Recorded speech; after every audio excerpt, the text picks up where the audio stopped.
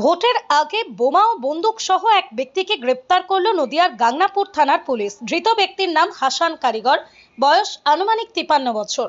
Police সূত্রে খবর, ভোটের আগে বাড়িতে 4টি সকেট বোমা এবং একটি আগ্নেয়াস্ত্র মজুত করে রেখেছিল হাসান কারিগর নামে ওই ব্যক্তি। গোপন সূত্রে এই খবর পেয়ে ভোররাতে তার বাড়িতে হানা দিয়েছিল গাংনাপুর থানার পুলিশ। রীতিমতো অভিযান চালিয়ে হাসানের বাড়ির সিঁড়ির পাশের পুরনো ইটের গাদা থেকে বিপজ্জনক ওই সামগ্রীগুলো উদ্ধার করে পুলিশ।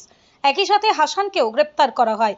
ধৃতের বিরুদ্ধে নির্দিষ্ট ধারায় মামলা রুজু করে আজ সকালে তাকে আদালতে পেশ করা হয়।